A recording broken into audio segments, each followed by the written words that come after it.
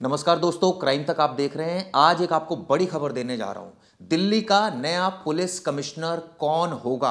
आपको बता दूं, इस वक्त जो पुलिस कमिश्नर हैं संजय अरोड़ा, वो कल रिटायर हो रहे हैं।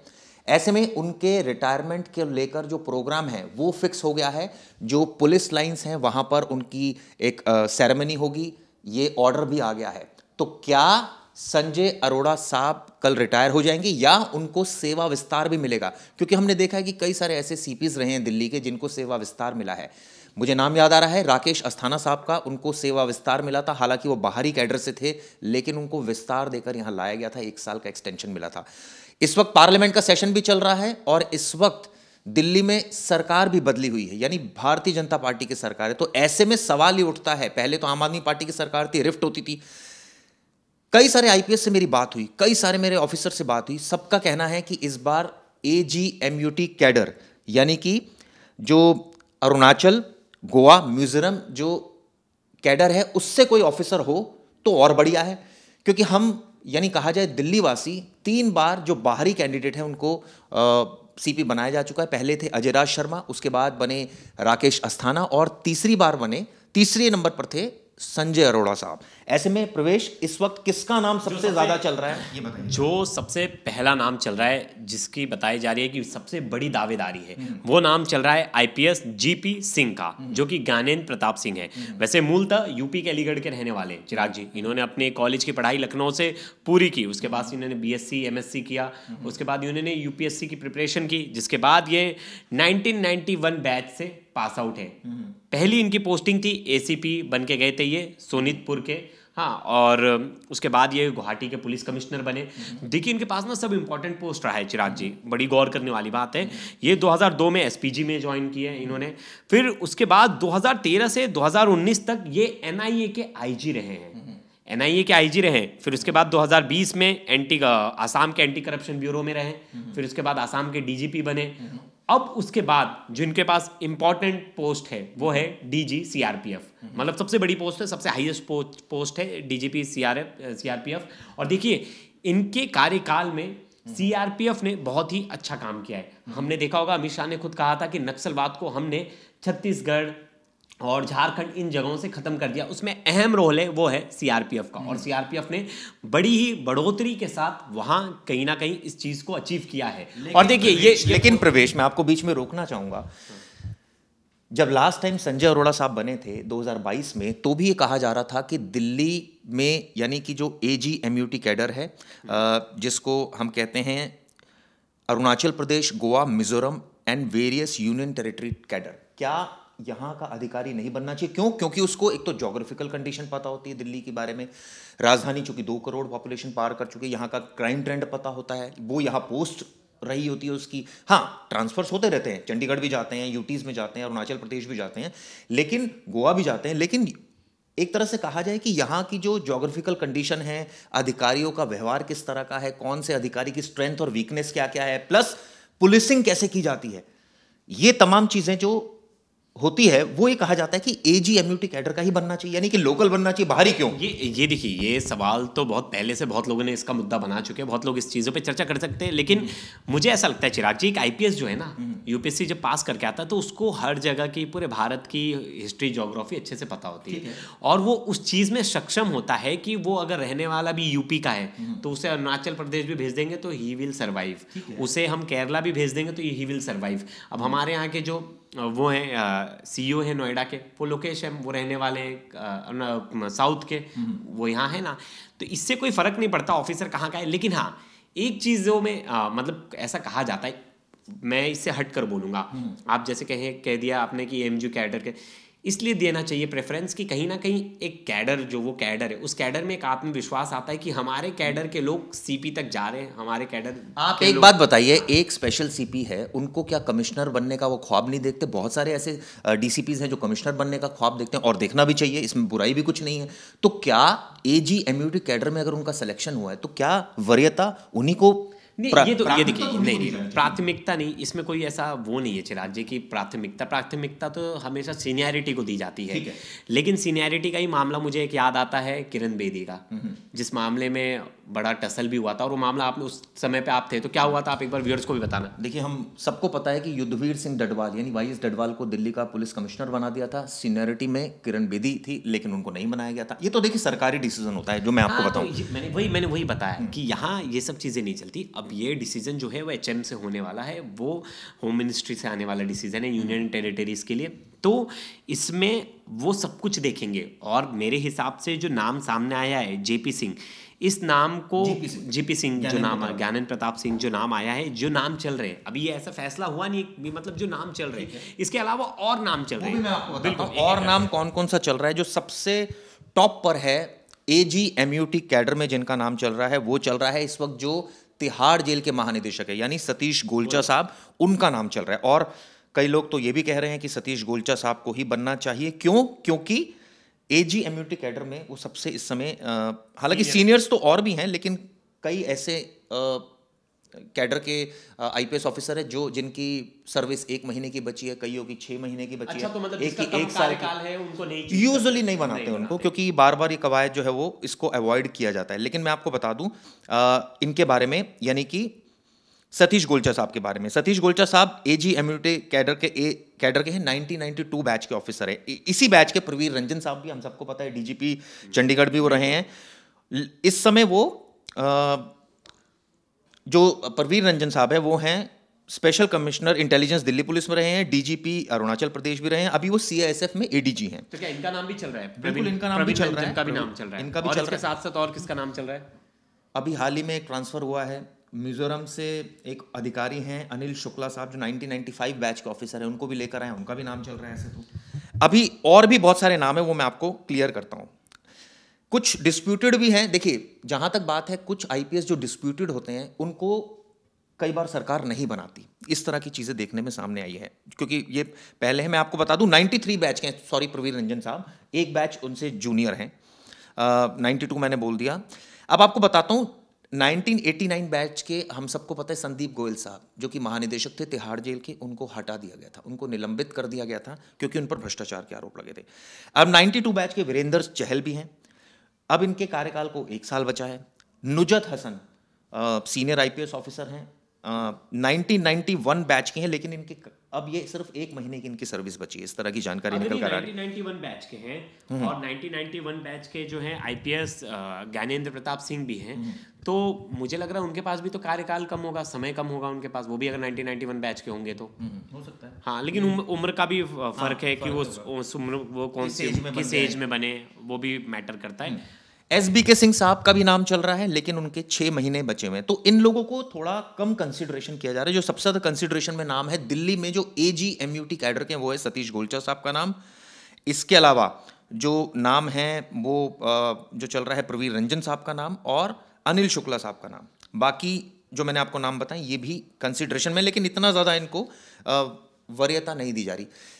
कई बार ऐसा सवाल भी उठा प्रवेश, जैसे दिल्ली पुलिस का कमिश्नर मुद्दा क्यों है, हाँ, महत्वपूर्ण क्यों है और इम्पोर्टेंट क्यों है, वो भी हम समझ लेते हैं। देखिए, हमारे जितने भी पार्लियामेंट्स जो रन होते हैं वो रन होते हैं दिल्ली से, कैपिटल है, यूनियन टेरिटरी है, यहाँ हर देश की एम्बेसी है, तो यहाँ रिस्पॉन्सिबिलिटीज बहुत ज़्यादा है। प्रधानमंत्री, प्रेसिडेंट कार्यालय, सब कुछ यही है, NIA का ऑफिस, CBI का ऑफिस, सब बड़े संस्थानों के ऑफिस यही है, तो जिसकी वजह से CP के ऊपर रिस्पॉन्सिबिलिटी सबसे ज़्यादा होती है। इसके अलावा 2 मेजर इवेंट दिल्ली में होते हैं, हम सबको पता है 15 अगस्त का इवेंट लाल किले में होता है, इसके अलावा 26 जनवरी के परेड यहाँ पर होती है। तो ये इतने मेजर इवेंट हैं दिल्ली के, जिसमें सुरक्षा के साथ वैसे तो किसी भी तरीके से समझौता किसी भी सेंस में नहीं किया जाता, लेकिन ये बहुत बड़ी इवेंट है, रिस्पॉन्सिबिलिटी होती है। तो दिल्ली पुलिस कमिश्नर का अगर आप ऑरा देखेंगे, कंपेयर करेंगे बाकी कमिश्नरों से, तो रिस्पॉन्सिबिलिटी कहीं ना कहीं बहुत ज़्यादा होती है चिराग जी, बहुत ज़्यादा होती है। और देखिए, आज ही एक बजट पारित हुआ है, और इस बार बजट जो पारित तो पहले हो चुका है, लेकिन इसमें जो बजट में वो भी आप जिक्र कर देंगे, करीब करीब 12,000 करोड़ दिल्ली पुलिस को दिया गया था। और दिल्ली पुलिस की इस समय जो स्ट्रेंथ है 80,000 से ज़्यादा हो चुकी है। रिक्रूट्स और देखिए ये जो इतना पैसा जो दिया जा रहा है एक तरह से दिल्ली पुलिस को हाईटेक करने के लिए दिया जा रहा है, और इसमें ऐसे पुलिस कमिश्नर की ज़रूरत बिल्कुल है जो उस एरिया के डेमोग्राफी को, जो वहाँ के जोग्राफी को और वहाँ के इनपुट्स के बारे में अच्छी जानकारी रखे और उनकी अच्छी पकड़ हो। क्योंकि देखिए दिल्ली एक संवेदनशील जगह हमेशा रही है, क्योंकि दिल्ली हमेशा हाई अलर्ट पे रहती है। कुछ भी चीज़ें ऐसी होती हैं तो दिल्ली हमेशा हाई अलर्ट पे रहती है। आपने देखा होगा पार्लियामेंट अटैक जब से हुआ था तब से दिल्ली पुलिस के ऊपर एक्स्ट्रा रिस्पॉन्सिबिलिटी आ गई थी। दिल्ली पुलिस में स्पेशल सेल को इंट्रोड्यूस किया गया, जो फिर टेररिस्ट एंटी टेररिस्ट स्क्वाड को वो किया गया। इन सब का काम ही ये था अलग अलग टीमों का कि अलग अलग सिचुएशंस में ये लोग वर्कआउट करें, नहीं तो दिल्ली पुलिस के ऊपर अकेले ही बहुत सारे बर्डन होते थे। आपको मैं बता दूं 2025-26 में जो वित्त मंत्री निर्मला सीतारमण जी हैं, उन्होंने एक बजट जो पेश किया था उसमें दिल्ली पुलिस को 12,259 करोड़ रुपए की 59 करोड़ रुपए अप्रूव हुआ था, बिल्कुल। और ये 2024-25 के मुकाबले करीब 800 करोड़ रुपए ज़्यादा है। तो आप सोचिए हाईटेक बनाने के लिए केंद्रीय बजट ज़्यादा किया गया। और सबसे बड़ी बात है कि जो दिल्ली पुलिस है वो होम मिनिस्ट्री को रिपोर्ट करती है, यानी सेंट्रल गवर्नमेंट को रिपोर्ट करती है। और दिल्ली में चूंकि सरकार भी है चुनी हुई, हालांकि यूनियन टेरिटरी है, तो इसलिए दिल्ली सरकार का दिल्ली पुलिस के कार्यों में ज़्यादा हस्तक्षेप नहीं होता, क्योंकि यहाँ वो उनके जो बॉस है वो होम मिनिस्टर है, यानी अमित शाह जी हैं। हाँ, और ऐसे में कहा जाता है कि वो ऐसे ऑफिसर्स को चुन के लाते हैं जो कि स्पेशल फोर्सेस में और स्पेशल टास्क में जिन्होंने बहुत अच्छा परफॉर्म किया है। आप संजय अरोड़ा सर का अगर पास देख लेंगे तो उन्होंने बहुत अच्छा उन्होंने किया है आतंकियों के खिलाफ, और उन्होंने जो जंगल में उससे पकड़ने का अभियान जो चलाया था वीरप्पन के लिए, तो ये सब काबिल तारीफ है। मतलब उन्होंने इतनी सारी अच्छी चीज़ें की हैं। वहीं दूसरा नाम जो चल रहा है ज्ञानेंद्र प्रताप सिंह का, ये भी सीआरपीएफ में इस वक्त डीजी हैं, और इनका नाम भी अच्छा इसलिए चल रहा है क्योंकि अमित शाह ने जो प्रण लिया था एक तरह से हमारे गृह मंत्री ने कि नक्सलवाद को पूरी तरीके से खत्म करना है, तो उसमें सीआरपीएफ का बहुत ही अहम रोल था। और बताया जा रहा है ज्ञानेंद्र प्रताप सिंह के आने के बाद कहीं ना कहीं सीआरपीएफ ने और ज्यादा अच्छे अचीवमेंट प्रूव किए हैं। लेकिन एक बात और भी है, यहाँ के जो आईपीएस है, जो एजी एमयूटी कैडर के हैं, वो हमेशा ये चाहते हैं कि उनके कैडर का ही कोई कमिश्नर ऑफ पुलिस बने। लेकिन जो पिछली 2 बार की अगर हम हिस्ट्री देखें, जब से बीजेपी की सरकार आई है, पहली बार राकेश अस्थाना साहब, इससे पहले हालांकि अजय राज शर्मा को भी बनाया था, यूपी कैडर के थे वो, फिर राकेश अस्थाना साहब वो गुजरात कैडर के थे, और इसके बाद संजय अरोड़ा साहब तमिलनाडु कैडर के थे। इन तीनों को दिल्ली का सीपी बनाया गया, बाहरी होने का भी था। तो ऐसे में सुगबुगाहट तो आईपीएस जो लॉबी है उनके बीच में है, वो भी चाहते हैं कि हमें वरीयता के आधार पर, मेरिट के आधार पर चुना जाए। उस समय जब ये आपने अभी थोड़ी देर पहले हमने जब बात की उनकी किरण बेदी जी की, तो हमने उनके बारे में बताया कि कैसे वो भी नाराज़ थी, एक तरह से पूरी नाराज़ हो गई थी कि अगर हमें एएमयू कैडर वाले लोगों को, एएमजी कैडर वालों को क्यों नहीं प्रेफरेंस दिया गया। लेकिन देखिए ये डिसीज़न तो गवर्नमेंट का है, और ये डिसीज़न तो उनके हाथों में ही है कि वो किसको बनाए और कहाँ से ऑफिसर्स लाए। लेकिन वही ये बातें तो होती रहेंगी, लेकिन अच्छा ऑफिसर दिल्ली पुलिस का जो जितने भी लोगों के नाम चल रहे हैं वो सब बेस्ट हैं अपने आप में। और जितने भी लोगों के नाम चल रहे चिराग जी, कोई भी ऐसा नहीं है जिसको आप 1% भी कह सके कि नहीं ऊपर नीचे, सब नाम बेस्ट है जो भी नाम चल रहे हैं। लेकिन हाँ, नाम तो बेस्ट हैं, प्रवीर रंजन साहब का, सतीश गोलचा साहब का, जीपी सिंह का भी जिस तरह से प्रोफेशनल करियर के बारे में प्रवेश ने बताया। इसके अलावा जो अहम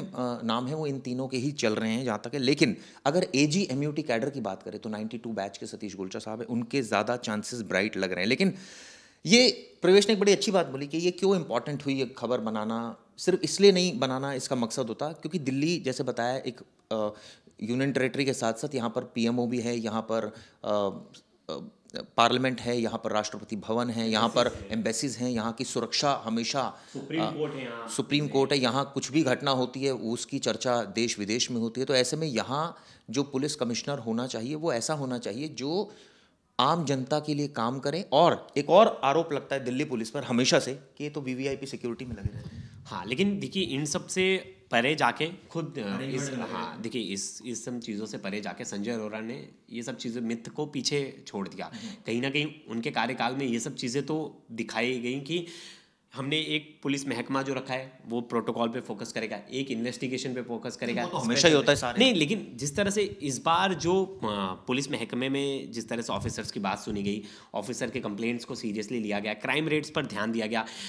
हमने हमारी टीम में मनीषा है, उन्होंने बहुत सारे एरियाज को कवर किया गया कि स्पेशल ऑफिसर्स को स्पेशल जगह अपॉइंट किया गया कि उस एरिया से उस क्राइम को खत्म किया जाए। जैसे कि अभी परसों की एक स्टोरी थी, जैसे ड्रग मुक्त एरिया किया गया। नहीं, लेकिन भ्रष्टाचार भी आरोप भी खूब लगे। तो लेकिन भ्रष्टाचार के भी आरोप तभी लगे ना कि उनके खिलाफ एफआईआर हुई। कल एक पुलिस एक सब इंस्पेक्टर थी जिनके ऊपर आरोप लगा भ्रष्टाचार का, और उन्हें गिरफ्तार भी कर लिया गया, मतलब उनके खिलाफ एफआईआर भी हो गई। तो ये भी एक साफ दर्शाता है ना कि अगर आप पुलिस वाले हो, तो जब तक सीपी साहब थे संजय अरोड़ा साहब, अगर अब आप पुलिस वाले भी आप गलत कर रहे हो तो आपके खिलाफ कार्रवाई होगी। और हमने देखा कई पुलिस वालों के खिलाफ कार्रवाई हुई, तो जो कि साफ नीति। लेकिन आम जनता में, सरकार में तो मैसेज ये भी देना पड़ता है ना कि स्ट्रीट क्राइम कंट्रोल करा, आपको पुलिस सड़क पर होनी चाहिए, कई हद तक भ्रष्टाचार से दूर रहने चाहिए आईपीएस अधिकारी, और सड़क पर पुलिस होनी चाहिए, मौजूदगी होनी चाहिए। अगर क्राइम पहले तो हो ही ना, अगर हो तो इतनी जल्दी कई हद तक मुझे लग रहा है चिराग जी, दिल्ली में क्राइम में कंट्रोल तो आया है, कुछ हद तक कम कंट्रोल तो आया है, ऐसे भी नकार नहीं सकते। हाँ देखिए, जो दो तरह के क्राइम होते हैं, एक होता है ऑर्गेनाइज क्राइम। ऑर्गेनाइज क्राइम को कम करना जरूरी है। घर में कोई किसी को चाकू मार दे रहा है किसी घर के बाहर, तो घर के अंदर तो पुलिस नहीं रहेगी खड़ी, तो वो वैसे मामले तो आते रहेंगे। वो पूरी दुनिया में ऐसा नहीं है कि क्राइम खत्म हो जाएगा। लेकिन जो बाहर क्राइम हो रहा है नशे की वजह से, बाकी चीज़ों की वजह से, जो ऑर्गेनाइज्ड क्राइम है, गन्स, ड्रग्स, ये सब चीज़ों के, क्या दिल्ली में गन्स बंद हो गई? क्या दिल्ली में ड्रग्स बिकना बंद हो गई? क्या दिल्ली में सट्टेबाजी बंद हो गई? ये तो सारे मुझे याद है 3 बड़े प्रॉब्लम। सट्टेबाजी का सबसे बड़ा, बड़े बड़े सट्टेबाजों के साथ पुलिस वालों की अच्छी साठगांठ है। दूसरा सबसे इंपॉर्टेंट केस, यहाँ लोग इजीली सुपारी किलिंग अभी भी हो जा रही, कोई किसी को गोली मारता है, गैंग आसानी से गैंग। मुझे याद है बर्गर किंग वाला हत्याकांड, फिर हमें 2-3 ऐसे हत्याकांड दिखे जिसमें कितना इजीली दिखा रहा था कि दिन दहाड़े गोली मार दी जा रही है। तो गोली मारने के केसेस तो बहुत ज्यादा है। लेकिन एक और ट्रेंड देखा गया दिल्ली में, वो देखा गया कि विदेशों से बैठकर जो आतंकी हैं, चाहे वो जो लॉरेंस बिश्नोई है या कोई और है, वो विदेशों में, हालांकि लॉरेंस बिश्नोई तो जेल में, लेकिन कई गोल्डी बरार से लेकर कई सारे ऐसे गैंगस्टर विदेशों से बैठकर दिल्ली में, हिमांशु भाऊ से लेकर दिल्ली में गए। लेकिन एक और चीज़ थी कि किसी भी स्टेट में क्राइम हो, दिल्ली पुलिस की स्पेशल सेल ने एक्टिवली बहुत सारे केसेस में इनपुट दिया और बहुत सारे गैंगस्टर्स को पकड़ा।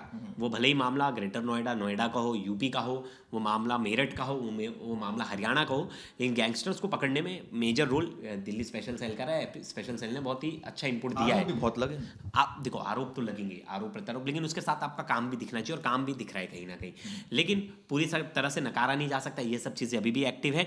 कल मैंने दिल्ली की जो सीएम है उनका मैंने एक वो देखा, उनके बारे में मैंने पढ़ा कि वो चाहती हैं कि लड़कियों की पूरी 100% सुरक्षा की हम गारंटी लें, और नाइट शिफ्ट में भी लड़कियां जो है काम कर सकें। ये डर लड़कियों के मन से निकलना चाहिए कि लड़कियां दिल्ली में रात को काम नहीं कर सकती। जो अच्छा इनिशिएटिव होगा, और पुलिस अगर इसमें महकमा अगर अच्छे से काम करते तो ये बहुत ज़्यादा बढ़िया चीज़ होगी। दिल्ली पुलिस में चर्चा इस बात की है कि नया पुलिस कमिश्नर कौन होगा। क्या संजय अरोड़ा जो इस समय वर्तमान में सीपी, उनको एक्सटेंशन मिलेगा या नहीं मिलेगा, या कोई एजी एमयूटी कैडर से आएगा या बाहर ही आएगा। 80,000 से ज़्यादा की फोर्स, 2 करोड़ से ज़्यादा की पॉपुलेशन, दिल्ली को नया सीपी मिल जाएगा कल तक। ऐसे में देखना होगा कि कौन होगा, क्योंकि जो आईपीएस लॉबी है वो ये ज़रूर चाहती है कि एजी एमयूटी कैडर से हो, और जो मेरिट का कैंडिडेट हो उसी को बनाया जाए। हर जो क्षेत्र हो उसका पीआर कितना अच्छा है, उसका क्राइम डिटेंशन पर उसका कितना फोकस है, वो करप्शन फ्री कितना है, प्लस वो किस तरह से मैनेज करता है सरकार और केंद्र सरकार के बीच एक कड़ी का काम करता है। ये सारी बातों को ध्यान में रखकर नया सीपी का चुनाव होता है। तो देखते हैं कि दिल्ली का नया सीपी कौन होगा। वीडियो कैसी लगी जरूर बताएगा। शुक्रिया, धन्यवाद।